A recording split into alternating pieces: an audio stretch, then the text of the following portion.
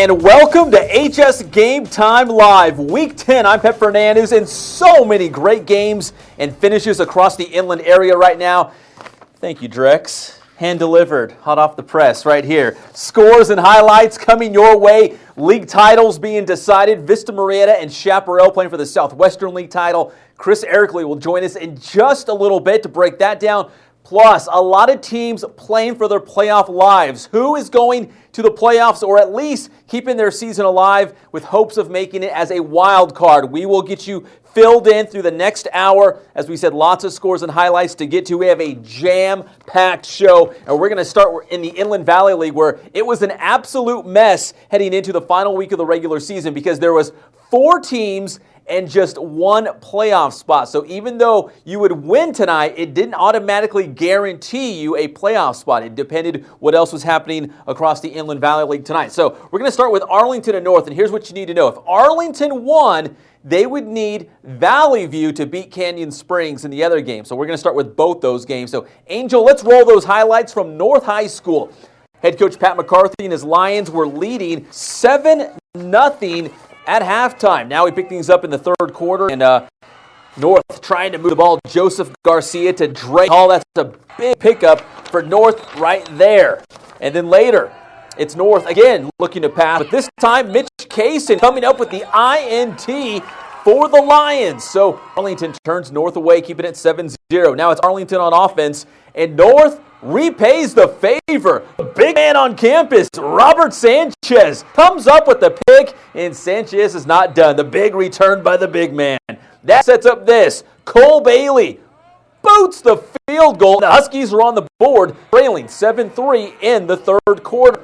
Now it's Arlington with the ball, still clinging to a 4-point lead, and it's Lovey. Lavelle Thomas gets the call, and Lovey finds the house. Arlington goes on to win by a final score of 13-6. So the Lions would need Valley View to beat Canyon Springs to reach the playoffs. And can we go straight to that game? Valley View taking on Canyon Springs. That was the other Inland Valley League game, and there it is. Let's go straight out there because this one would have a huge impact. Now, since we already saw what happened, the Eagles, if they won, that would mean Canyon Springs, the victory would go. If Valley View won, Arlington would go. So let's find out what happens here. Canyon Springs playing some tough defense early on against the Eagles, but this game would quickly turn into scoring a lot of points. Cody Cervantes, the quarterback, to Nick Como. The incredible catch down the sideline, and the big man rumbles in for the touchdown. 7-zip Canyon Springs on top to start this ball game out. So Canyon Springs feeling good, trying to get that playoff spot out of the IVL. Still in the first quarter, though, Valley View would answer. Abraham Nuno drops back and floats this pass to Quincy Coolidge. Coolidge, so cool, all the way to the house, and we are even at 7 apiece after back-to-back touchdowns by the Eagles and the Cougars. Now it's Canyon Springs ball once again. Cervantes to Chris Carrillo on this one as Canyon Springs was driving down the field. Same drive now, second quarter. It's Cervantes to the real A-Rod, Alex Rodriguez. He has a touchdown catch in every single game this season. Not sure if he had one tonight, but they had a lot of points, so I'm going to say he probably did. That would set up a Canyon Springs touchdown. The Cougars win 38-35, so that means Canyon Springs is headed to the playoffs as the third-place team out of the Inland Valley League. Dramatic final week of the season in the IVL. Now let's go to the Inland Valley League scoreboard and show you all the scores from across the Inland Valley League tonight. And as we told you, the Rancho Verde, the first-place team out of the IVL, taking care of Vista Del Lago 44-zip. Arlington over North 13-6, so the Lions took care of their end. They won tonight, but they needed Valley View to win. That did not happen. Let's go to the last score. As you see right there, the Eagles coming up short against Canyon Springs, 38-35. So if Valley View would have won, Arlington would have made the playoffs, but instead it's Canyon Springs. And they were giving me some heat on the Blitz this past Wednesday. Apparently the Press Enterprise, we picked them to finish last place in their league. So they are reminding me that we picked them in last, but now they're headed to the postseason. So congratulations to Canyon Springs. Now to the River Valley League. And it wasn't as muddled as the Inland Valley League going into the final week of the season, but there was a lot of different scenarios in the River Valley League. Now, we knew that Norte Vista was 1, Moreno Valley was 2, but for third place, there was La Sierra, Patriot, and Ramona. Now, if La Sierra or Patriot won, it was pretty much a done deal. But if Patriot and La Sierra lost and Ramona won, we would have a three-way tie for third place in the River Valley League, and it would come down to a coin toss. All right, so first let's get to some highlights and some scores, and we'll tell you what it all means. So let's go to the Patriot against Norte Vista game. Let's roll those highlights, Angel. In fact, Angel was at this one. And opening kickoff the game, and Novi gets off on the right track in a huge way. Opening kickoff, Israel Arambula. The long touchdown return for Novi, and the Braves strike first, leading 7-zip. Now more from Novi. This time they are on offense, and they give the ball to Freddie Hawley. Nice carry here, and Hawley is going to take this run down to about the 2 or 3 yard line of Patriots. So Novi driving downfield, and it's time to give it to the old battle ram. Andrew Martinez muscles in for the touchdown. 14-zip, Braves on top. And buckle up, here comes Martinez once again with another touchdown run. Big man can move. 21-zip Novi. The Warriors were lining up for a field goal, but Patriot can't get the kick off, and the Braves turn them away. But on this play, it's J.D. Hernandez going in Warriors touchdown, but they were trailing 21-7. On the ensuing kickoff, it's Victor Gonzalez. He'll take his talents to the University of Nevada Wolfpack, and you can see why the Pack won this guy. Victor Gonzalez, big return here for Novi, and the Braves would be back in business. And business is good. Martinez takes the pitch, and he will find the house as Norte Vista hangs on against Patriot 35-27. So Novi, another perfect season in the River Valley League. And for the first time in school history, Norte Vista with back-to-back league championships. So congratulations to Ken Batdorf and the Braves on back-to-back River Valley League titles. Now let's go to the River Valley League scores and show you what this all means tonight. Moreno Valley, just one better than La Sierra, 17-16 the final. So La Sierra lost. Patriot lost. Let's go to that Ramona score. Ramona won 62-17. So it was a three-way tie for third place. And based on the calls we got from the news in the newsroom, as well as the tweets we saw, Patriot and La Sierra were the odd teams out. Ramona is headed to the playoffs with that big victory tonight. So once again, it came down to a coin flip. 3 teams tied for third, and Ramona, from what we've been told, is headed to the postseason with La Sierra and Patriot on the outside looking in.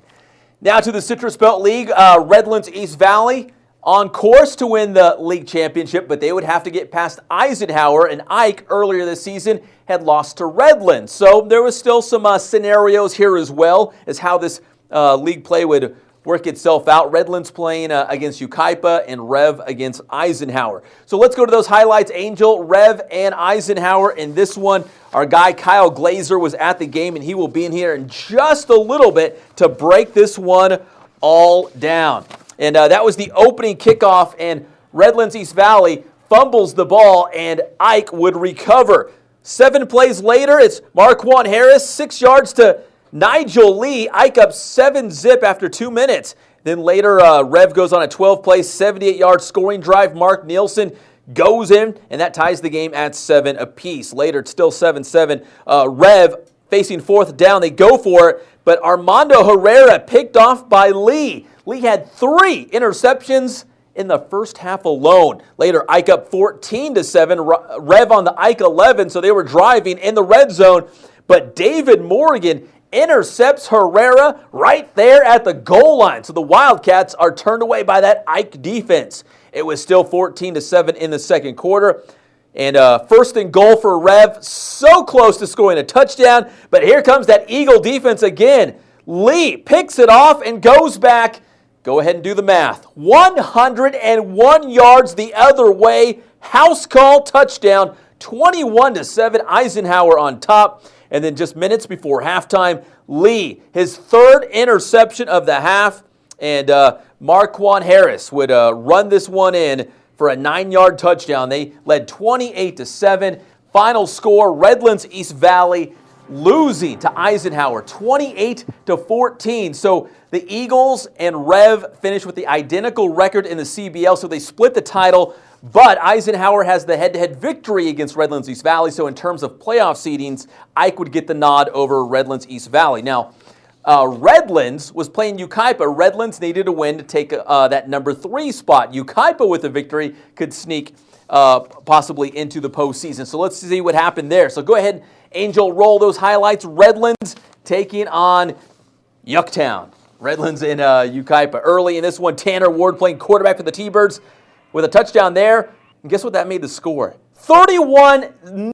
Yucaipa on top. This was in the third quarter. Later, Easy E, Eric Abrams picking off Cody Whitaker in the end zone. All T-Birds in this one. Later, it's Tanner Ward going to Brandon Scott. 80 yards later, Scott trots into the paint. That made it 37-0. Yucaipa leading. And then it's Tanner Ward on the keeper. Goes in for another Yucaipa touchdown. 44-0. Third quarter now. Redlands trying to put something together. Whitaker, the screen pass to Anthony Sandifer, who will eventually be tripped up about the 12-yard line of the T-Birds. And that would set up this. Cody Whitaker going in for the touchdown. But those would be Redlands' only points of the game as Yucaipa wins by a final score of 44-6. Now, I'll have to check the standings, but I believe that means in terms of playoff seedings, Eisenhower would be the 1, Rev the 2, and Yucaipa the 3. So let's go to those Citrus Belt League scores and check in across the league. There it is, Eisenhower doubling up Rev 28-14, and that Eagle defense coming up big time against the Wildcats tonight. Yucaipa over Redlands 44-6. Who saw that coming? The Thunderbirds, like I said, we'll have to check, but I believe that punches the Thunderbirds' ticket to the playoffs. And that would be it. We're still waiting for a Miller Cajon score. If we get that, we will bring it to you later in the show.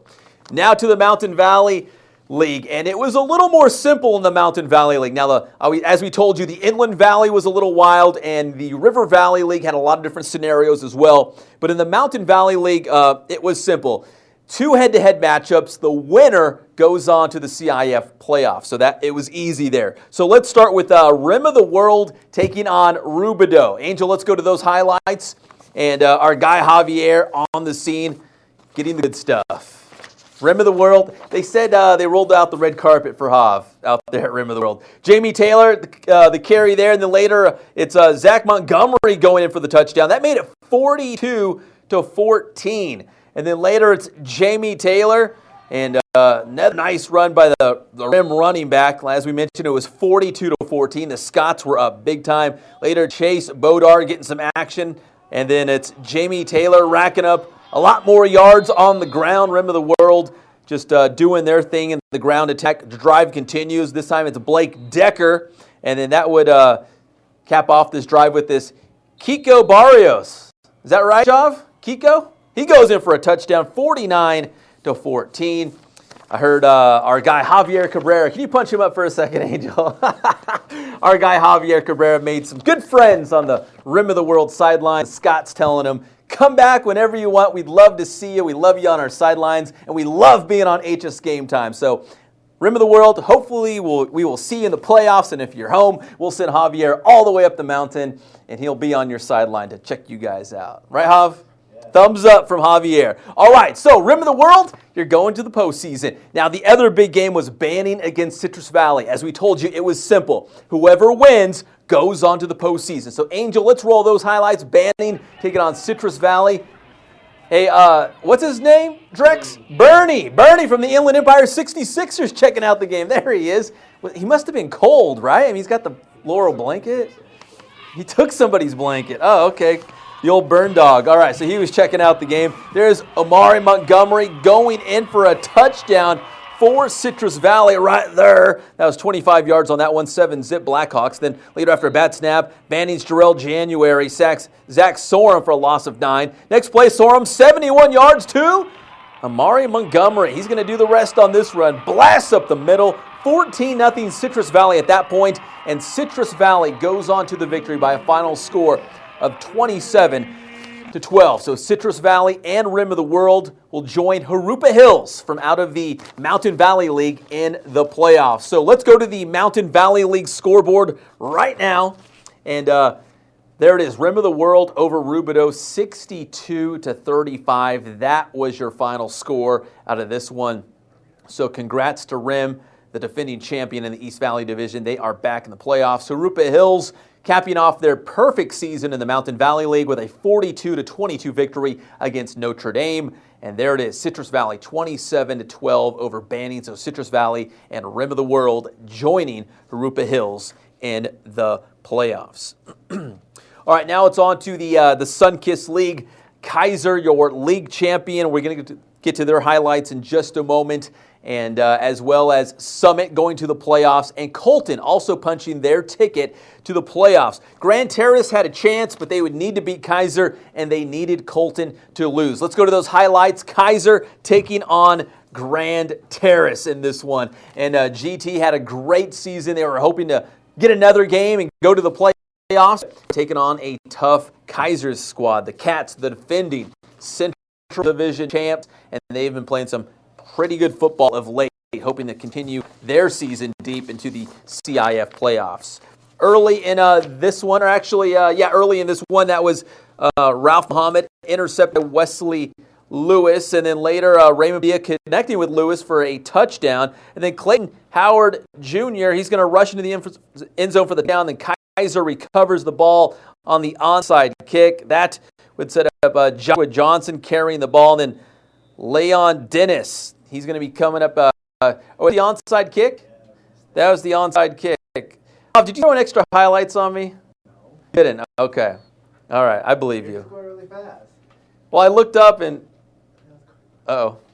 All right, we're back. Anyways, Kaiser beat... John, what happened to these highlights here? That's right. We got to get back to him later in the show, but we'll get him in the Saturday show as well. But Kaiser won tonight. They defeated Grand Terrace. So it's Kaiser, Summit, and Colton coming from out of the Sunkiss League to the postseason. Let's go to the scores from the Sunkiss League. We can get that right, I think. Let's go to those scores. And as we mentioned, Colton was the other big game against Fontana. And it's only appropriate that the pride of Fontana, Javier Cabrera, had those highlights, and now his Fohai Steelers lost to Colton 28-14. So a rough night all the way around for the guy known as Ja Rule on the streets. So 28-14, Colton going to the playoffs. Summit over Bloomington 35-14. And the last score, that would be the Grand Terrace and Kaiser. It was 42-0. Kaiser a victor, so they are the champions out of the Sunkist and headed back to the playoffs to defend their Central Division championship.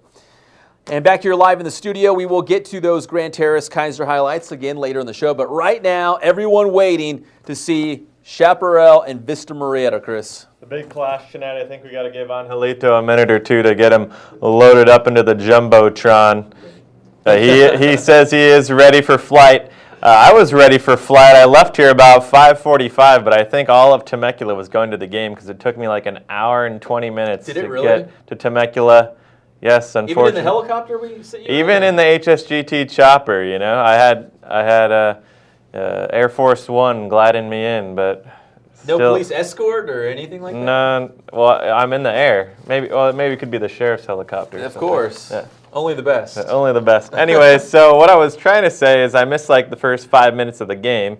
So there was a Vista Murrieta touchdown and then a Chaparral safety for 2 points. Just to set things up here, 7-2 the score with about 7 minutes left in the first quarter. And that's where Angelito takes us right now. Pep's boy, number 18, Buzzy Bolton, Buzz Lightyear, fired up. Coley Candell had to tell him to cool down a few times. He and the ref were not best of friends tonight. But people who were best of friends were Kwesi Mashak and the ball right here on the pick six play. making it happen, putting up some points for the Bronco D, 14-2. The Bronco lead last time. Then Chaparral D, pretty solid as well. Here they get Colton Gearhart to cough up the ball, but Chaparral, their offense, known to struggle at times, they would struggle tonight. Vista on the other side, the Bambino, Aaron Ruth, 37-yard field goal tonight, 17-2, making Pops proud. Then John Barron, the Janikowski of Temecula for Chaparral, getting a field goal of his own going. 17-5 early in the second half. 4th and 2 for the Broncos on the next drive. Could they get the first down? No. How about a touchdown instead? Seth Acta breaking loose for the touchdown, 24-5 the score. Peps boy, Buzzy Bolton, not done. How about another sack party running all night long for Vista Murrieta tonight up in Shoptown. Then Tyler Cook cooking up the filet mignon right here, a sack of his own. Dominating performance on both sides for Vista Murrieta tonight. Then another field goal for the Bambino Ruth. That would make it 27-5. 41-5 would be the final out there in Temecula tonight. Vista Murrieta very dominant on both sides of the ball. Chaparral, they did allow 41 points, but for a while they were really hanging in there. The problem was their offense just couldn't get the ball moving, ended up wearing down that defense, and you know when you got Gearhart and the fellas running on the offenses, you're going to get tired chasing after those guys. And Vista likely the number 1 team in the Inland Division when the playoff seeding brackets come out. Southwestern crown. Tonight. Southwestern League title. Yeah, so let's look at our HSGameTime top 10 real quick because it was a 1 versus 3 matchup. Chaparral, our number 3 team, Vista Murrieta on top, Vista and Centennial holding down those spots. San Gorgonio, they capped off their perfect regular season at least. They checked into the top 10 at number 9. They could be climbing. Santiago lost. They could be dropping. And then Riverside Poly checks in at number 10. So that's how our top 10 looks as we head into the postseason. That will surely change next week. Now, you also had another Southwestern League game, right? One quick note, though, on that Vista Murrieta. This is unofficial information, but from the EPJ IE Football Stats Center. Yeah. He's projecting, as our bracketologist, the 1 seed for Vista, 2 for Centennial, which is pretty much a given. Yeah. But he's projecting a 4 seed for Norco, which could mean a Vista Murrieta Norco semifinal possibility. They played last year in the playoffs, too. Do you remember that? Yeah, they did. It was earlier, though. It was quarters, I think. Second round, yeah. Yeah, I think it was quarters. Yeah. So, but the other Southwestern League game, which also had playoff implications. Wild card scenario for Murrieta Valley. They would put themselves in a prime time position for a wild card if they could get the dub against Temecula Valley. I did put on my PF Flyers and flew over there once the Vista Murrieta game was getting out of hand. And I actually caught the last 3.5 minutes. Not a lot of excitement, but I did capture it, so we might as well roll out there and show it. Right here, we got a nice little run at the end in the last 3 minutes. They didn't score. They were up 48-30 at this point. But the interesting thing was Murrieta Valley was down 24-21 at halftime. They put up 24 points in the second half. Huge second half for them, the Nighthawks and the Faz. Yeah. I like to call him the Faz. He's one of the best. He's a great guy. So with Roosevelt beating King last night in the Big 8 League, it kind of opened the door for Murrieta Valley if they won. They did win, so that looks pretty good for Murrieta Valley to be the wild card, but we really won't know till Sunday. Or actually, Saturday night. I think the wild card, the at-large teams will be announced Saturday night. So out of the Southwestern, we've got Vista, we've got Chaparral, possibly Murrieta Valley, and then Great Oak. Yeah, Great Oak could be the 3, and then Murrieta Valley possibly the 4 when the at-large berths are announced. So we believe the at-large berths, according to the CIF, will come out Saturday night, so you'll know who's in the playoffs. And then on Sunday, they'll actually unveil the brackets, who's playing who. All right, thank you, Chris. We'll have him a little bit later in the show as well as we break everything down from the Southwestern League. Let's go to the scores from the Southwestern League because Murrieta Valley over Temecula Valley, 48-30. As the Nighthawks improve their status to possibly get that playoff spot. Also from there, there it is, Great Oak 31-21 against Murrieta Mesa. So the Rams giving the Wolfpack a game in that one. And Vista Murrieta defeating Chaparral 41-5. So the Broncos cap off another perfect season in the Southwestern League, a league title for them. Let's go straight to the Sunbelt League scores now. I'm sure my boy Matt Palmer is going to hook me up with some highlights from this one. Heritage defeating Elsinore 37-14. If my math is correct, I believe that makes the Patriots 20-0 all-time in the Sunbelt League. So congratulations to Heritage, your Sunbelt League champions. Also from the Sunbelt League tonight, Temescal Canyon 31-6 over Paris. And it was Paloma Valley taking on Lakeside, and the Wildcats win 42-6. So out of the Sun Belt, it will go Heritage, followed by Paloma Valley and Elsinore as your playoff teams. From the Mountain Pass League, check out this score. Hemet 41-37, and from by all accounts, out of the HSGameTime headquarters, the Nerve Center, the hub where everyone's chatting about the playoffs, Hemet will go to the playoffs with that victory. So congratulations to Jeff Reitz, the head coach for the Bulldogs, taking his team to the postseason. We had Coach Reitz live on the Blitz earlier this season. He's talking about how his team just really enjoyed doing squats. Squatted a lot of weight, so they're going to squat all the way to the playoffs. Congratulations. They are. Drex, come on. Citrus Hill against West Valley, 55-15. So Citrus Hill is your Mountain Pass outright league champion, and Tockwitz doubles up Beaumont 28-14. So that's from the Mountain Pass. So it's, let's see, let me do the math. Citrus Hill, Tockwitz, and Hemet. And the San Andreas, congratulations to San Gorgonio, 63-8. The Spartans, 10-0 in the regular season. I actually went on KCal Rocks 96.7 FM a couple weeks ago and predicted San G to go 14-0 this season and win the CIF. Now, that might be bad because I have a huge bad track record of picking winners. So if they don't, don't hold it against me, but that's what I said. But Coach Garinger, congratulations. He's actually going to give me a call on Saturday so we can have some San G stuff in hopefully our Saturday show, as well as the Monday morning pep rally, so we can talk about San G getting the job done. Rialto, 66-20. So Rialto is headed to the playoffs with a big victory against Cardinal City, USA, San Bernardino. And the other one, Carter, 61-6 over Pacific. So Carter is another team headed to the playoffs out of the San Andreas League.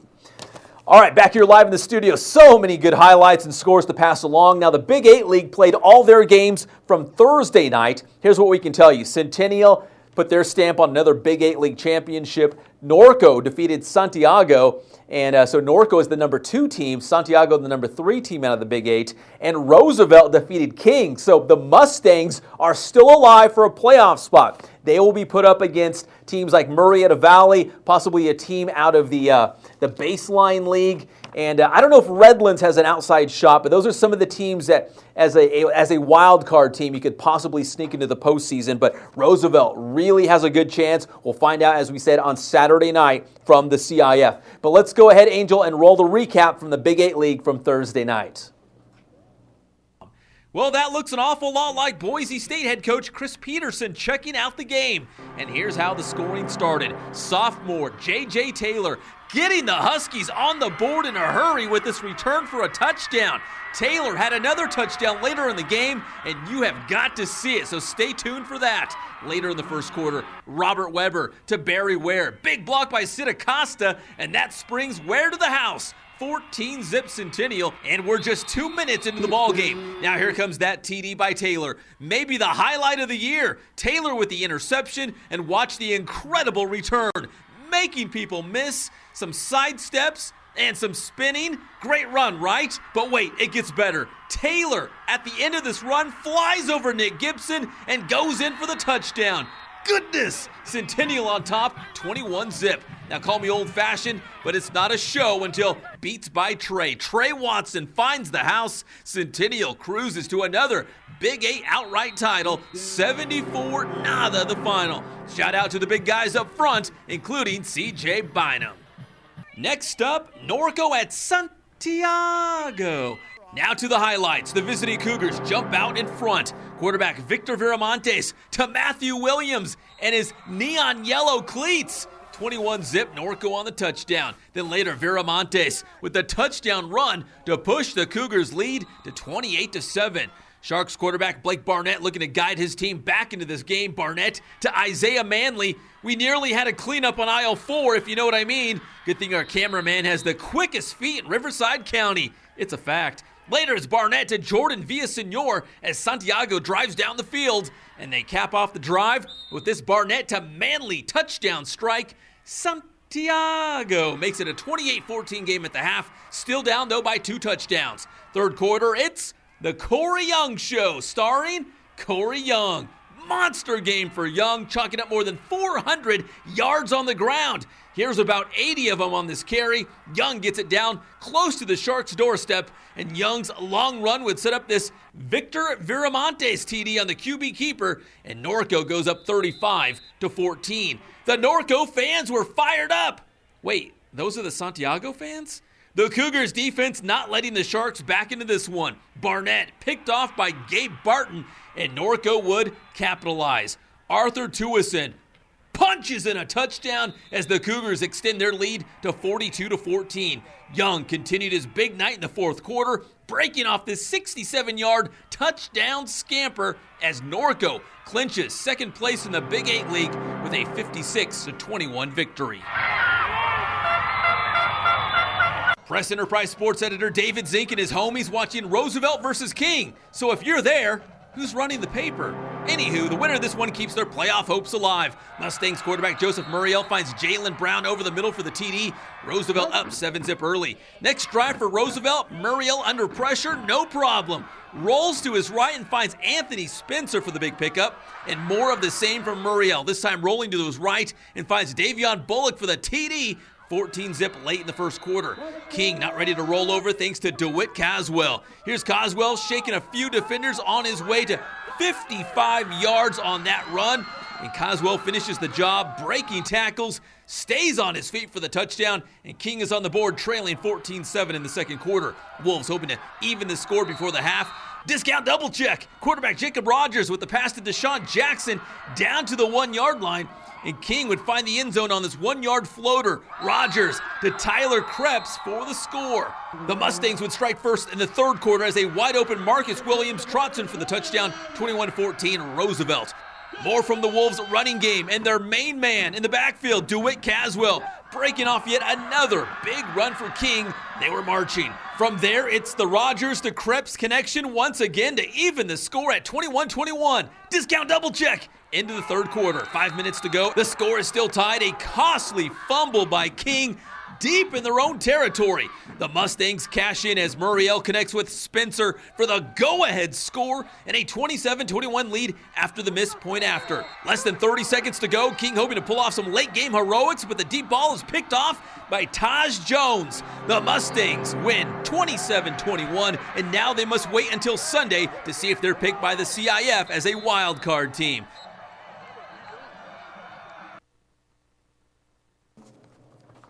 So Centennial, Norco, and Santiago are going to the playoffs from out of the Big 8 League. And Roosevelt has a very great chance. Tony Brill and the Mustangs hoping to hear their name called on Saturday night when the CIF names their at-large teams. And Roosevelt with a convincing season, a good victory against King. So hopefully, fingers crossed for Roosevelt, they might be getting in.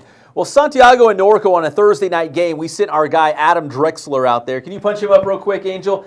Drexler was following around Jeff Steinberg and the Sharks all afternoon during the game, halftime, and Coach Steinberg was gracious enough, right, Drex, to put on a microphone, and we followed him around. So was it kind of eye-opening to you to just kind of hang around with the coach and kind of see the whole pregame routine? Yeah, it was a lot of fun, and I do want to give a huge thanks to Santiago and Jeff Steinberg. He was great. He pretty much let me do whatever I want for the most part, and yeah, like I said, it was really fun for me to do so. I've never done something like this, kind of like a documentary sort of thing. I was kind of going for the NFL behind the scenes sort of Hard thing. Knocks? Yeah, something like that, So it was a fun new experience for me, and I hope we can do it again with somebody else. Hopefully, and later tonight on HSGameTime, we will show the whole, was it like 7 or 8 minutes of a whole like uncut, it's about, all access with the Sharks. It's about 7.5 minutes, yeah.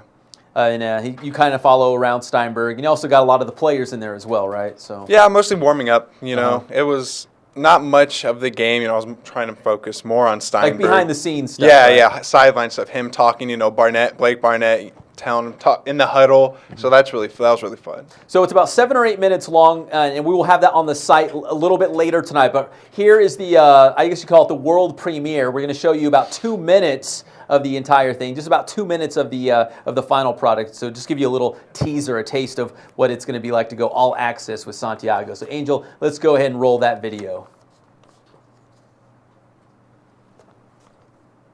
Get after it, guys. That ball is everything tonight.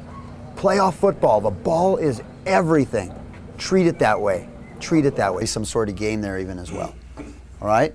They're not a big boundary slant team. Not that they won't, but most of their tendency has been to slant to the field. So we really want to look for that band quarterback. It's really important. Hey, let's go offense on 3. 1, 2, 3, offense! Very excited that being able to play Norco at home this year, game 10, getting after it. You guys have had a good week of practice. We talked about the seniors and all that. Oh, God, in the place in the name of Jesus, amen. Amen. Specialists, you're up.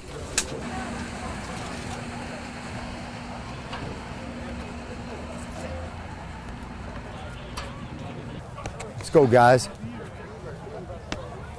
Let's go. Get after it. Unblockable tonight. Got to get after it. Get after it.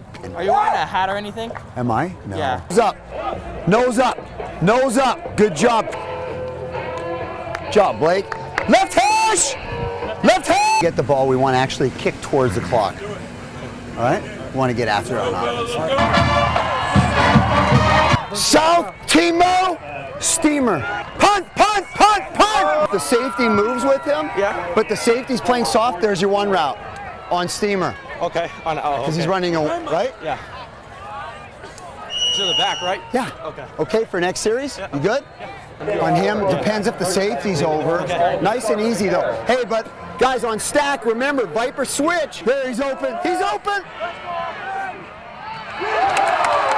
Hey, we'll throw the ball all night, guys. We'll throw the ball all night. I want the kind of guy who gets knocked down and gets up.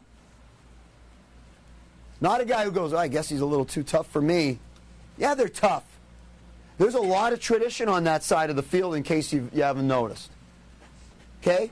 Pull your pants up, tighten up that big boy belt, and get ready to play some football in the second half. You've been down by more. You've been down by more. Coach Steinberg, not too happy at that point at halftime when Drex caught up with the Sharks when they were trailing Norco. But once again, thank you to Jeff Steinberg and the Santiago team for letting us go all access with them. And the entire all access with the Sharks will be on HSGameTime a little bit later tonight, so please check that out. Adam Drexler did a fantastic job. And also from the Big Eights, if you missed it from Thursday night, Vianney Talamaval, the star offensive lineman for Centennial, was awarded his Army All-American Bowl jersey at a special presentation prior to the Huskies game against Corona. And Chris Talamaval, Vianney's dad, handed me one of these. It's a lei, but it's not made out of flowers. It's actually made out of candy, and he gave it to a lot of the family members and head coach Matt Logan for Centennial. He was nice enough to give me one, so I told him I'd wear it for HSGameTime Live, although he's probably not watching right now because he and Vianney were traveling to the University of Alabama for Vianney's official visit with the Crimson Tide. They're going to check out Alabama play LSU on Saturday night. But we wanted to show you a quick little snippet from Vianney's Army All-American Bowl jersey presentation. Angel?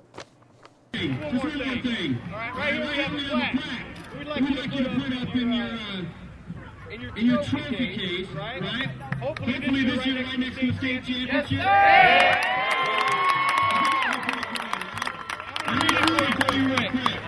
It says, in recognition of outstanding leadership in the pursuit of excellence in academics and extracurricular activities culminating your student selection of 2013 U.S. Army American Bowl.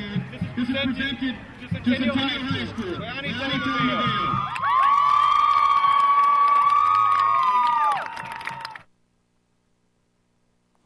So congratulations to Vianney Talamaval. The U.S. Army All-American Bowl is in January, featuring the top high school football players from across the nation. Very prestigious. A lot of the star NFL players that you see now all came from this game. Kylie Fitz and Sua Cravens, most recently from our area, played in this game, so it's a big deal. All right, back to the scores and highlights. I know you want to know who's going to the playoffs, who won league titles tonight. A lot to get to. In the Inland Valley League was, if I could use the word mess, the biggest mess as we headed into Week 10, because there were 4 teams playing for one spot, and a victory did not guarantee a playoff spot, if that makes any sense. So let's tell you this. If Arlington beat North, Arlington would need Valley View to beat Canyon Springs. That's how it kind of worked out tonight. So let's go to Arlington versus North. Angel, let's roll those highlights. So just know going in that the Lions would need a victory in this one, as would North, to keep their playoff hopes alive. Earliest one, North with the ball, but they were trailing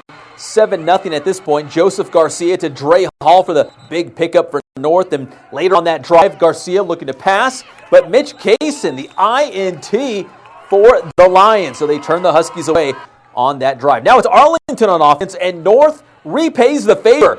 The big man on campus, Robert Sanchez, coming up with the pick, and Sanchez not done yet. Big return by the big man. That sets up this. Colby boots the field goal, splits the uprights, and the Huskies are on the board, trailing 7-3 in the third quarter. Now Arlington with ball coming up, still clinging to that 4-point lead. But it's Lovell Thomas gets the carry. Lovey on the house call. Arlington goes on to win 13-6 the final. So what does this mean? The Lions would need Valley View to beat Canyon Springs to reach the playoffs, okay? So Angel, let's go to the next game. Canyon Springs taking on Valley View. Can we go straight to that one like we did last time? You are the man, Angelito. So here we go. Valley View and Canyon Springs. If the Cougars win, they go to the playoff out of the Inland Valley League. As we mentioned, if the Eagles won, Arlington would go. First quarter, the Cougars playing some tough defense. Nick Como making a big stop, and later more D. Abel Juarez up and making the play there. Some defense early on, but this game would quickly turn into a trap meet with lots of points. Canyon Springs on offense. Check out this pass. Cody Cervantes on the money. Nick Como. Straight cash, homie. Incredible catch down the sideline in for the touchdown. 7-zip. Canyon Springs on top. The Cougars strike first in this one. So in the first quarter, though, Valley View would waste little time to answer. Quarterback Abraham Nuno drops back, and he will float this pass to Quincy Coolidge. Coolidge, so cool. All the way to the house, and we are even at 7 apiece just like that. And that was just the very beginning of a big scoring game between these two teams. Watch the Cougars driving the other way. Cervantes to Chris Carrillo. This combo combined for a 99-yard touchdown pass the previous week, and they're still getting things done. Nice pickup there. And then later it's Cervantes, same drive in the second quarter, to the real A-Rod, Alex Rodriguez, going down the sideline, trying to shake off some tacklers and nearly gets into the paint. Canyon Springs would score later on that drive, punching in the touchdown as Canyon Springs goes on to win 38-35. So the Cougars are headed to the playoffs. They knock Arlington out of a postseason spot, and it's Canyon Springs. Congratulations, going to the playoffs out of the Inland Valley League. And as I mentioned on the Blitz earlier this week, yes, Canyon Springs reminded us that the Press Enterprise picked them to finish in last in the IVL. You just never know. Dennis Pope knows exactly what I mean. All right, now we're going to the River Valley League, and as we mentioned, the Inland Valley was a mess. River Valley a little muddled, not too bad, but there was a scenario where we could have a 3-way tie for third place. So let's go to those highlights. Patriot taking on Norte Vista, Angel. And if Patriot won or if La Sierra won, it would be pretty much a done deal. It would be Novi and Moreno Valley as well coming down the River Valley League, but they both lost. We'd have a kind of a muddled situation, and we'll tell you what all means there.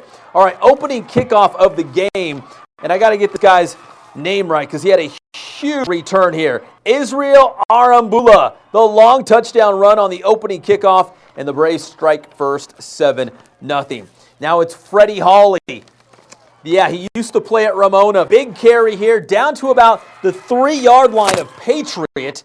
And now it's time to give the ball to the old battle ram, Andrew Martinez. The big fella muscles in for the touchdown here. 14-0 Braves on top. Buckle up. Here comes Martinez once again with another touchdown, blasting up the middle. 21 Novi. They were in control. Now the Warriors lining up for a field goal. Patriot can't get the kick off, and the Braves turn them away. But how about this time? J.D. Hernandez finds the house to get the Warriors on the board, but they were trailing 21-7. Now it's Victor Gonzalez. He will take his talents to the University of Nevada Wolfpack, and you can see why he will be playing at Nevada. Nice return here for Victor Gonzalez, and later on that ensuing drive, it's Martinez taking the pitch and finding the house as Norte Vista hangs on to beat Patriot. Final score of 35-27. Now let's bring in Dennis Pope, who covered the La Sierra Moreno Valley game. So let's do the math, Pope. Patriot lost against Novi. Yep. At your game, La Sierra lost a close one. 17-16. 17-16. Ramona won. Yeah. So there was a three-way tie for third place.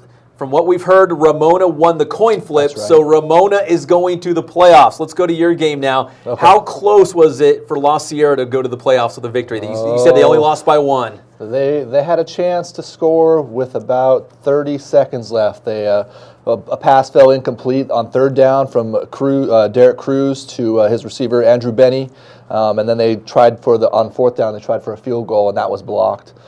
So it got that close. They were on the 14-yard line, I think, at the time, and there was 30, 35 seconds left in the game.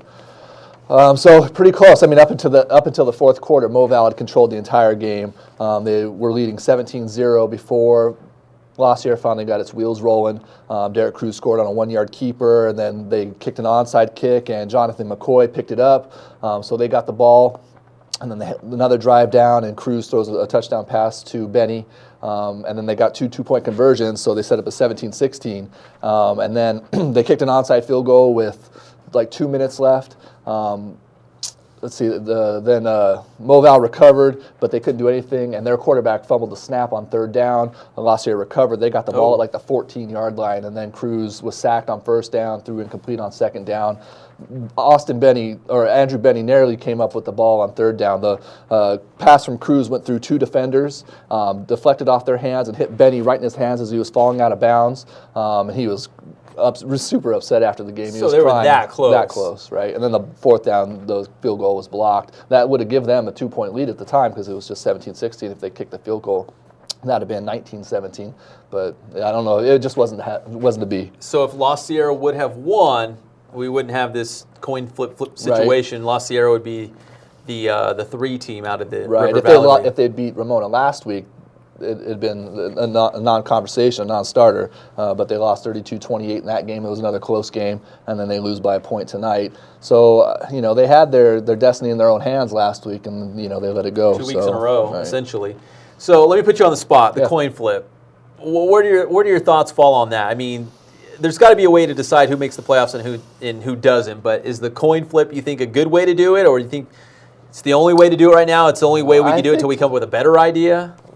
Unless you award points to victories a la soccer somehow. Yeah. I mean, you have to have some way to break ties, right? So unless you want to do some other way of breaking a tie, like throwing the bat up in the air and doing the whole, I don't know. I mean, I guess a coin toss, you could do rock, paper, scissors. That's what I was thinking. You're just looking for a different mode of breaking the tie. Or soccer, guys. What about like aggregate? Like you do the combined scores, like La Sierra against Ramona. Right. You know, how many points you scored, how many did you give up, and kind of go. That's a decent idea. Just do Plus minus plus minus or total points overall or something. That's a good idea. I was just thinking the 3 coaches just sit down and play a hand of cards. They could do that too. Madden. I mean, there's so many things. Pizza eating contest. I mean, they're getting a little bit older. They're a little hard to digest, maybe. All right, so you saw Moreno Valley. I did. They're the number 2 team out of the River Valley Right. League. These teams will be playing in the Eastern Division come playoff time. What do you think about Moval going forward? Dane Watkins back in the lineup, right? He's kind of been injured this season. He actually he's out for the rest of the season. He is? He had an ACL tear. He had surgery yesterday. Oh, I thought I saw you tweet. I know. That was a mistake on my part. My bad. I follow you on Twitter. I believe everything you say. Yeah, I know. The quarterback who threw the touchdown pass, his name was Justice Tyler? Justice Tyler, that's right. Okay. And they had some numbers issues because some guys had their jerseys torn. Don't you love that? And so I didn't know the real facts until after the game when I was able to talk to Coach Watkins. But yeah, it was Dane's out for the rest of the season with ACL tear, so it's Justice Tyler playing quarterback for them. They have a lot of different running backs. They run the ball with Amos quite a bit. He's small. He's kind of like a scat back. Amos Murphy. Yeah. He runs in between the tackles okay, and he can get outside a little bit, but he didn't seem to have that breakaway speed that you expect out of a little guy like that. I wouldn't say that Moval is necessarily impressive on either side of the ball. And then certainly in the fourth quarter, they couldn't do anything right hardly at all. So I say that their playoff chances are pretty slim. I would think Norte Vista looks far and away like the best team in that division. They look like a team that could be seeded in the Eastern Division playoffs and potentially at least a semifinal team. So and when we're talking about Eastern Division, we're also talking about teams like San Gorgonio, the High Desert Schools, right. Citrus Hill, Tockwitz. I mean, so there's some good schools in this Eastern Division. Right. I would have a hard time saying Moreno Valley can match up against San Gorgonio, who I saw last week, or Tockwitz, or Citrus Hill. So I think they're going to probably have a pretty rough time without another weapon like Dane Watkins, So I think my favorite coming out of the Eastern Division right now has got to be San G.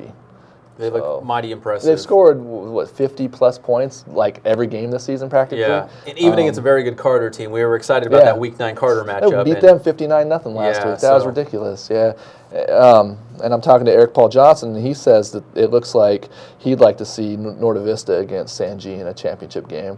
I'd like to see Citrus Hill against San G in a championship game. Last year's champion against the best offensive team in this year, so...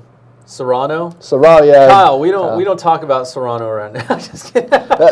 Fantastic defense. I think they've only allowed like 60, 65 points, maybe a few more after tonight. So, they definitely have the best defensive Eastern Division team probably. I'm pulling for the all-local matchup though, personally. Yeah, that's hard to pass. I could see Citrus Hill San G, right? It's happening. That could happen. It's happening. That's my pick. Or could Novi slip into the championship game? Semifinals, right? They got the athletes, right? Yeah. I think they can happen. Carter will be in there. Rialto's also in there. I think Rialto played Novi last year in the postseason. That's right. Yeah. That's right. Yeah. All right, Pope, you're the man, and hopefully, fingers crossed, we'll have a couple highlights from La Sierra. Yeah, hopefully. Yeah, if the phone works, we'll see. Yeah, Pope got some couple touchdowns from the La Sierra Moreno Valley game, so hopefully we'll get some. If we get the highlights off your phone, it on Saturday. Yeah, we'll have it for the Saturday show. Pope knows the drill. All right, thank you, Dennis, very much. I like your candy necklace. You look delicious. This was from the Talamaival family. I was supposed to, every time I do a game, eat a piece of candy until the end of the show, and they would all be gone. Okay. So save the gum for last, but I don't know. It looks too nice. I don't want to. Are those butterscotch? Werther's Original, butterscotch, peppermints, Tootsie Rolls. Hooked it up. Yeah, they really did hook it up. So. Hey, when your kid goes to Alabama, you pull out the stops. Right? I know, yeah. Pull out the big guns, the nice things. That was for the Army All-American Bowl presentation. That's super cool. Yeah, so they're actually, I told them to watch the show tonight, but they were en route to Tuscaloosa. So. Oh, yeah, off to bigger and better things. He's like, hold on, Nick Saban. I got to watch HSGameTime live, and then I'll see you on Saturday. Let me see if I can get my Wi-Fi to work somewhere on the 10 here in where are we, Phoenix? Hey, Saban wants to have dinner tonight, but I can't do it because I got to get on my iPad and watch the show tonight. So, anyways, Pope, you're the man. I appreciate it. No worries, Pep. Good work as always. Let's go to those River Valley scores. Javier Moreno Valley, the 1-point winner against La Sierra. And Pope was just breaking it down. If phone will cooperate, we'll have video in the Saturday show. Also from the River Valley League tonight, it was Jurupa Valley and Ramona. Now, Ramona won big, 62-17. I don't have the stats in front of me, but Damon Mays, I believe, had 7 touchdown passes, 7, and 5 of them were to Lorenzo Cabrera. I discovered him. I'm taking a lot of credit for his success. Tooting your horn a lot this year. Am I? Yeah. Look at Drex. He's like hiding in the shadows like Batman or something over here. There he is, Drex. Talked about San Gorgonio going 14-0. Now you're talking about discovering this kid. I did.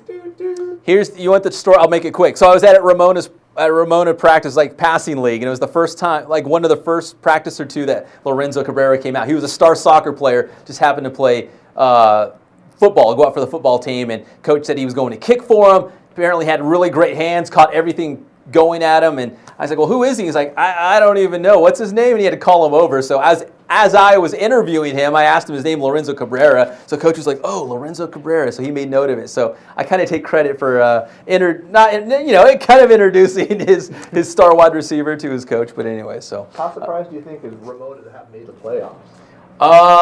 You know what? I think a lot of us were talking about La Sierra and Patriot who would get in, and we kind of had Ramona in the back of our brain, not really thinking about it too much. But it went to the coin flip, and coin flip does it all. I guess the Rams are going to the postseason. So Damon Mays, 7 touchdowns, 5 of them to my guy Lorenzo Cabrera. So a huge win against Supa Dupa Harupa Valley. And was that the River Valley scores, Hoff?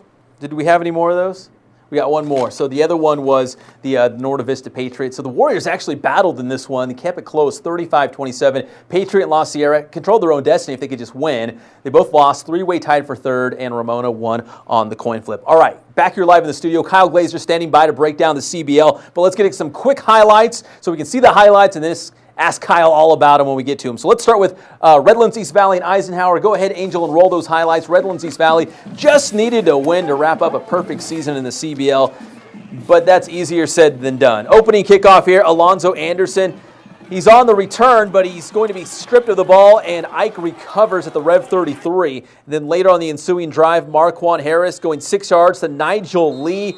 Just like that, Eisenhower is up 7-0. And then later, it's Mark Nielsen going in for a touchdown for Redlands East Valley. So that tied the game 7-7 midway through the first. Well, it was still 7-7. Rev facing 4th down on the Ike 35. Freshman quarterback Armando Herrera picked off by Lee. He had 3 INTs in the first half alone. We'll talk to Kyle about that. Later, it's 14-7, Ike on top.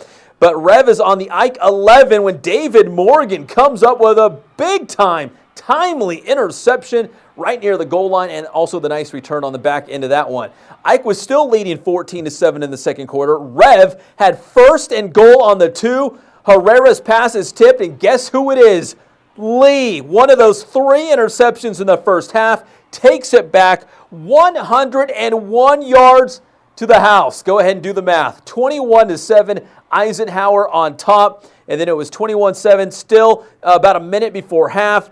Lee's 3rd INT of the half, and that would set up this. Marquand Harris, 9 yards on the touchdown run as Eisenhower goes on to the victory against Redlands East Valley, 28-14. Eisenhower and Rev both going to the playoffs. We'll talk to Kyle about what it means in terms of playoff seeding at this point. So Redlands needed to win against Yucaipa to keep their playoff hopes alive, going as the number 3. But Yucaipa could also get in there with a win now that you saw what happened with Rev and Eisenhower. So Angel, let's roll those highlights. Redlands taking on Yucaipa.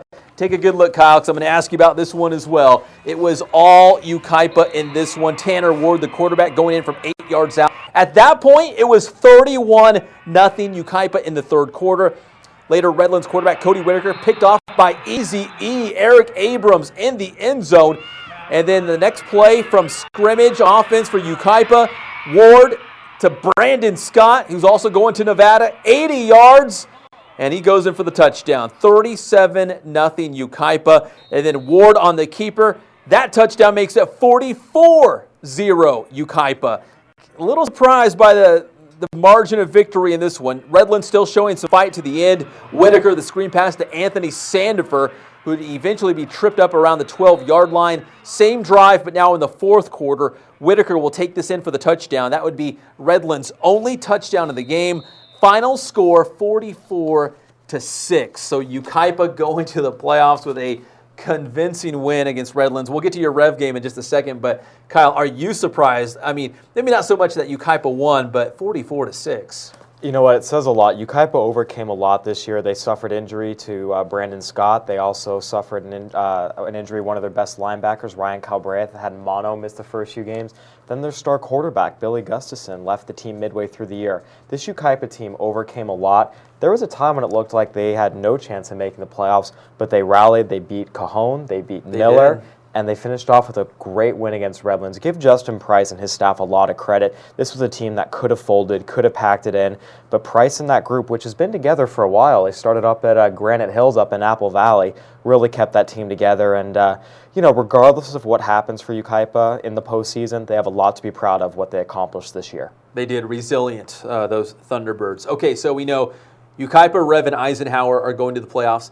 But Ike is the number 1 seed, right, now out of the CBL. Ike is the number 1 seed, 8-2 overall record. Keep in mind, they're 1 or 2 plays away from being 10-0. They lost to La Quinta 24-21. But they didn't have Marquand Harris, right? Their starting quarterback was out, and then the Redlands game someone said to me, we made 20 mistakes in that game. If we don't make one of those, we win. I think it was 15-14, right? So their 2 losses came by a combined 4 points. They beat Carter, they beat Colton, they beat Rev. They beat a nice group of playoff teams. They beat Rialto. All teams that are going to the playoffs. Ike had a great year, and we'll talk a little bit about the game. But I was one of the few people who wasn't totally surprised by what happened. Yeah, you said on the Blitz that if there was a team that could match Redlands East Valley just in sheer talent, it was Ike, right? Absolutely, and I've been pounding the drum all year. Ike is the best, most talented team.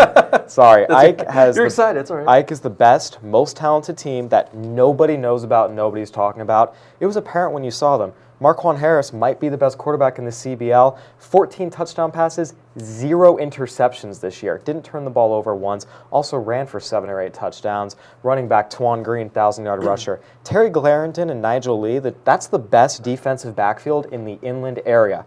Not Centennials, not Vista Murrietas. Wow, it's Ike's. Heard it here first. And right now. The people on staff agree with me. The people who see them and watch how they produce know how good Ike is. The issue is they only have 35 kids on their team, a lot of whom have to play both ways, so you worry about them tiring out. But they didn't most of this year. And Mike Clark, this was a huge win for him. He's been an Ike assistant for a decade. He's an Ike alumnus, got the job. A lot of people said, oh, Vinny Fazio's gone, Ike's going down the drain. Mike Clark did an excellent job and showed that, you know what? He can coach too, and the kids did a great job showing it wasn't just about Vinny Fazio and the coaching staff. This is a very talented group, a very experienced group. They're all seniors, and they made a lot of big plays tonight and won convincingly. 28-14, it was actually a little bit bigger than that. Ike pounded Rev inside and out, pressured Herrera all day. Rev looked very uncomfortable and very dispirited early on. Ike beat him up, and by the way, Ike matched them speed for speed. There were a couple plays where Rev wide receivers got out in the open, and you could tell they're used to, once they got to a certain point, blowing away. Past people, yeah. They were surprised that Ike's defenders kept tackling them. And in the end, Ike, this wasn't a fluke. Ike's a very good team, and depending on who they get in the playoffs, they're not going to be one and done, I don't think.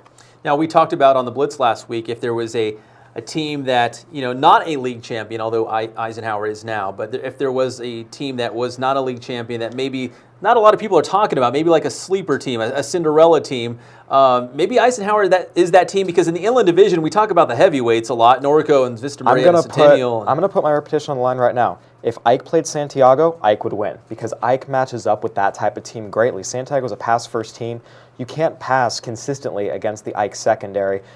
You saw it. The one team that played Ike well was actually Cajon, because they ran the ball. Ike's run defense. So Norco would be a team that could give them problems. I think Norco and Centennial would beat Ike. I don't think Santiago would. We'll see what some of those other teams in the Basin League. But if you're a pass-heavy team, Ike matches up with you very well. And if your defense is susceptible to athletes torching you, as Santiago's is, I think Ike would win that game. Ike is a very good team, and like we mentioned, they made the playoffs last year. They won a share of the CBL title last year.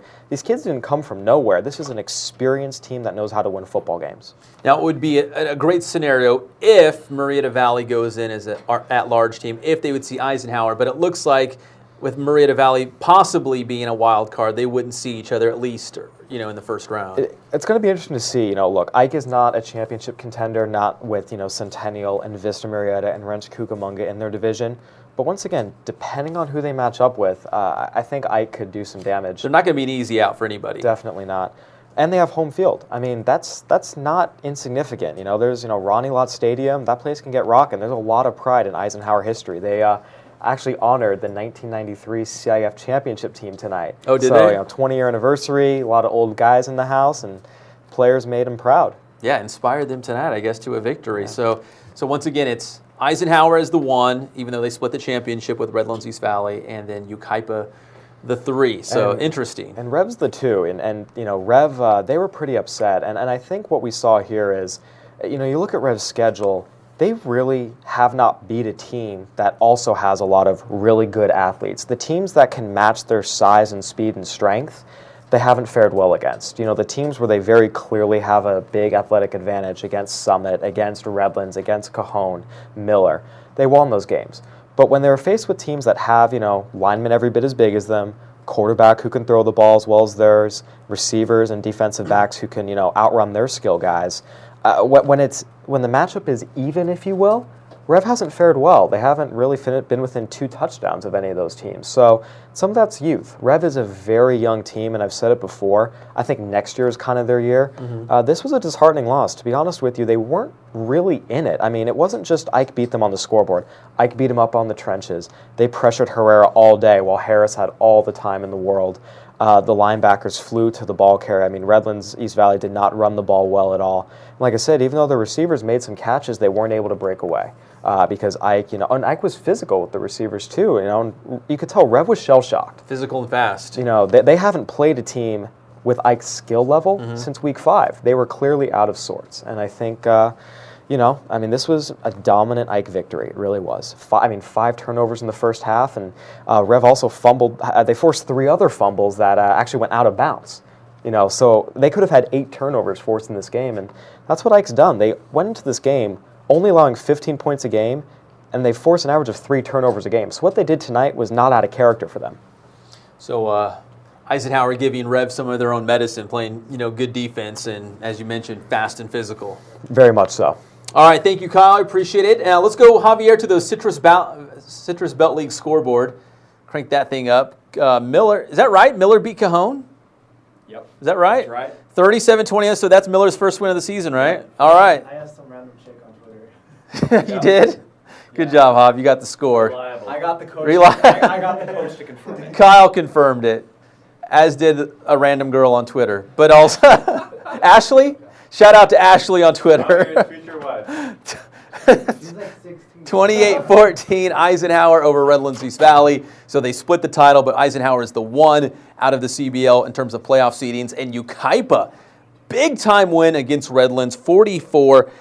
Yucaipa is the winner. They are the number 3 team out of the CBL. All right, now we're moving on to the Mountain Valley. A little more simple there as it was head-to-head. Thank you, Pope.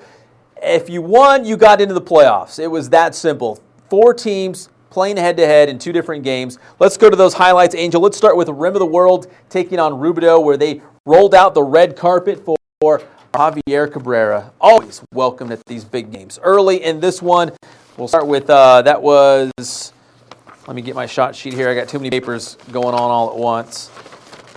And Rim of the World running wild. That's what they do. They keep the ball on the ground. Jamie Taylor, Zach Montgomery, you just saw going in for the touchdown. Here's more Jamie Taylor, the younger brother of Team Jacob Taylor from last season. Chase Bodar getting some action here on the carry. Now, as I mentioned, it was 42-14 at this point. More Jamie Taylor just racking up the yards, one of the top backs in the inland area in terms of yardage. The drive continues with Blake Decker. He's gaining some ground, and that will set up Kiko Barrios going in for the touchdown, 49-14. Rim of the World would go on to a huge victory. So Rim of the World is going to the playoffs with that victory against Rubidoux. Now also Banning took on Citrus Valley. Same scenario in this one. The winner goes on to the playoffs, the East Valley Division playoffs. So Angel, let's roll those highlights.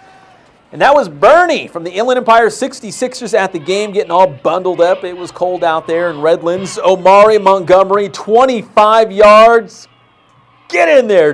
And that made it 7-zip, Citrus Valley on top against Banning. After a bad snap, Banning's Jarrell January. Sacks, Zach Sorum for a loss of 9, but very next play, Sorum, 71 yards to Omari Montgomery, right up the gut, 14-0 Citrus Valley at that point, and Citrus Valley goes on to defeat Banning, final score of 27-12, so Citrus Valley is also headed to the CIF playoffs. Let's go to the Mountain Valley League scoreboard and check out all the scores Rim of the World. That was the final, 62-35. So the Scots, the defending East Valley Division champs, are back in the postseason. Harupa Hills wraps up a perfect Mountain Valley League season with a 42-22 victory against Notre Dame. And the last score, Banning and Citrus Valley. The Blackhawks punched their ticket to the playoffs, 27-12, the final score.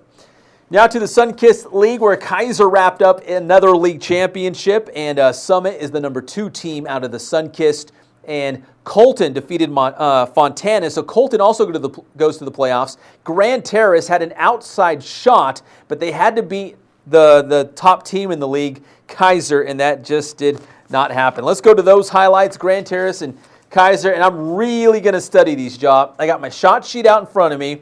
I'm staring at the screen. And the first play, after the Cats trot out, it says, Grand Terrace's Ralph Mohammed. I know him. He's the quarterback. Intercepted by Wesley Lewis, who I believe is a transfer from Cajon. It was 0-0 at that point. Later in the first quarter, Raymond Padilla, the quarterback, connects with Lewis for a big first down. Looks like the red zone down there. Then now in the second quarter, Clayton Howard Jr. taking this carry into the end zone for a touchdown. 7-zip. Kaiser on top in this one. Then later in the second, Kaiser recovers the ball on the onside kick, and that sets up this. Joshua Johnson carrying the ball for Kaiser. And then later, Lane Dennis catching a pass here from Padilla. Nice grab there, and that would set up this. Clayton Howard Jr. with another touchdown. Yeah, it did. The shot sheet worked, John. And as we told you, Kaiser went on to the victory. What was it, 42? 42-0, I believe it was. Kaiser over at Grand Terrace, the final score. Let's just go to the scores in from the Sunkiss League real quick. The big game of the night in Javier Cabrera's world, 28-14, Colton over Fontana. So Javier, also known as AKA the Pride of Fohai, his team lost 28-14. So Colton, congratulations to the Yellow Jackets and Chris Mailo going to the playoffs. Summit over Bloomington, 35-14. So the Skyhawks are also back, and Kaiser blanking Grand Terrace, 42-0. So I did remember the score, 42-zip. Kaiser undefeated in the Sunkiss, a Sunkiss League championship for Kaiser. All right, Chris Ercole is back all the way from Temecula with some great highlights. From Temecula. First, I want to say is I'm devastated Fontana didn't win. I had him going CIF, so it ruins my bracket. Did you think? Well, Javier told me. Javier told me, and everything Javier says usually comes true. So, figured the formula was reliable, right? It must be. I mean, why would Hav lie to us, right? I know, especially when it comes to Fontana and the Killers. Those are his two. He knows two things. Yeah. Fontana football and the Killers. There we go. The music group, the and singers. Texting strange women on Twitter. Ask for a score. That's how we get scores. If we can't find the score, we go on Twitter and say, "Who's got this score?" That's smart. I appreciate you getting the score, though. That was a good job. Hey, all right. Well, anyways, yeah, as Pep was saying, I made my journey down to the Temecula Murrieta. It's a weekly thing. I make it every frequent flyer. I wish I could get some miles. You know, I mean, I could go to like Hong Kong by now for all the times that I've been down there to Temecula. Anyways, so there was a lot of traffic tonight, so missed the first 5 minutes of the game. 7-2 Vista Murrieta lead at that point is where we take this baby from. There we go. Under center. But Buzzy Bolton would have none of it from the Chaparral offense tonight. That's my boy. Many sacks for him tonight. He was fired up. Coley Candell having to cool him down a little bit. A guy who would not cool down, though, was Kwesi Mashik. On fire here with the pick 6, 14-2 lead for the Broncos.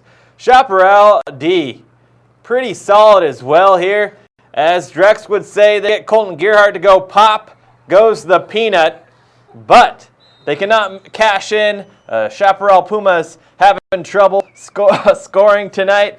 But a guy who was not having trouble was Aaron Ruth here with a 37-yard field goal. And then on the other side of the ball, though, John Barron, the Janikowski of Temecula, putting one in for 3 for Chaparral. 17-5 to score early in the third quarter. But Vista Murrieta 4th and 2, no problem. How about a touchdown? Seth Adka running it in for the TD, 24-5 at that point. Pep's boy, Buzzy Bolton, wreaking havoc. Once again, you would have thought Ray Lewis came out of retirement. He was putting so much pressure on the Shap offense tonight. Then his homie, Tyler Cook, on the line, racking up a sack of his own. The Cook cooking up a big play right there. Then another field goal from the Bambino Ruth, putting things on ice. The final score, 41-5 tonight.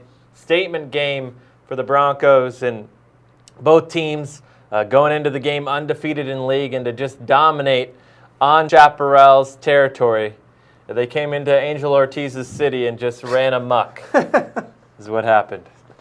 Yes, our fearless director over here, Angels from Temecula. So he's running for mayor in 2014. It's just breaking news right here on with Javier as his running mate. They've got the Fontana Temecula Javier's ticket. going for the San Bernardino thing.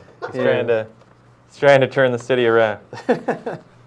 All right, so you stayed down in the Southwest, Murrieta Valley did. and Temecula Valley. Whoever won there at least still had a chance to make the playoffs. Just like Javier, I was checking my Twitter feed. I saw that game between Temecula Valley and Murrieta Valley could have been interesting. So I put on the PF Flyers, the Benny the Jets, as you said, and flew over there to that game. It was about a 10-minute drive. Caught the last 3 minutes of that little ditty, if we can roll out there, to Temecula Valley, Nels Jensen Stadium, as I like to call it. Murrieta Valley, playoff implications, wild card berth on the line. They were down 24-21 at half, but put up 24 points in the second half to pull out the 48-30 win.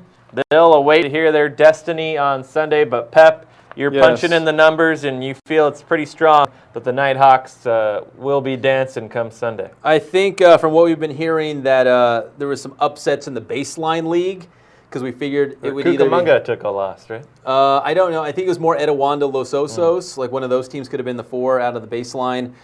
Once again, we don't pay attention to the Baseline because we like our local teams. We prefer our local. So, but based on what happened there, and Roosevelt's another team that could possibly get it, but Murrieta Valley beat Roosevelt head-to-head, so you would think Murrieta Valley would have the nod over Roosevelt, but it's not up to you or I, it's up to the CIF. It isn't. Roosevelt did beat King yesterday in a real thriller. 27-21 went down to the last couple minutes out there, but I was also at that Roosevelt-Murrieta Valley game. That was a very well-played game. Many, many moons ago, though. It feels like it was a year or two ago, but what was that, back in September? Week 10, how the time flies, Pat. It does. Just the other day, Javier was telling us about Fohi's championship run. Just the other day, Javier was at our RCC. There he is. Still, I'll be honest. Fohi did have a good season, better than what we thought. So, Steelers are back. They're on the right path to turning the program around. Javier on the just right like Javier's on the right path. Straight. Hey, Javier's looking at colleges right now. So. Yes. Arizona State, Northridge, Fullerton, right? Adam Drexler, a.k.a. the pride of Fullerton over here. So Adam had his sweatshirt on. He was so prideful he wore it for his cameo on the show. Oh, is that CSUF? Yeah, Cal State Fullerton. Sweet. Former baseball star over there, Drexler. Did you play for the Titans? National title? He was going to get drafted, but he got caught up in the HGH game and went all downhill from there. He got caught up in the HSGT game. He came over here and he loved it so much. We had Alex Rodriguez on the show earlier from Canyon Springs, remember? The real A-Rod. Yeah. All right, thank you, Chris. Let's go to those Southwestern League scores before we wrap this thing up and show you what happened across the league tonight. That was the final score for Murrieta Valley's win, 48-30 the final score. So the Nighthawks will definitely be watching the CIF's website on Saturday night to see who the at-large wildcard playoff teams will be. Great Oak, 10 better than Murrieta Mesa. The Rams giving the Wolfpack a great game in this one. And one more from the Southwestern League. That would be Vista Murrieta and Chaparral. 41-5, the Broncos. Offensively, defensively, getting it done against the Pumas. Chaparral finishes in second place out of the Southwestern League. Let's go to the Sunbelt League. And big-time shout-out to Matt Palmer. He's been texting me. If you see me on my phone, that's who I'm texting with. The man, Matt Palmer. He's sending me some video highlights. He's like, Pep, try to get them on the air tonight. I want to see them on the live show. Well, if I had a twin, I'd go out there and I'd edit all that stuff up off of YouTube and get it on the show. But we will definitely have it on the Saturday show, Matt. So I appreciate the efforts. You know we love Heritage. We appreciate it. We'll get them on the Saturday show. and you are the man. I heard your son Matthew Palmer actually had a couple INTs tonight, so if you've got those in the highlights, I'll get those on the show as well. Temescal Canyon wraps up their season with a 31-6 victory against Paris, and the other game was Paloma Valley and Lakeside, and the Wildcats finish up the regular season with a 42-6 victory. So it's Heritage, Paloma Valley, and Elsinore, your playoff teams. Hemet, they are going to the playoffs. The Bulldogs win 41-37, so Hemet is postseason bound with a close victory against San Jacinto. Congratulations to head coach Jeff Reitz and the Bulldogs. Also from the Mountain Pass tonight, Citrus Hill taking on West Valley. The Hawks win 55-15, so they are perfect in the Mountain Pass League. Congratulations, another Mountain Pass League championship for Eric Zomalt and the crew. And Tockwitz doubling up Beaumont 28-14. So Tockwitz finishing in second place in the Mountain Pass. And one more time, the San Andreas League scores.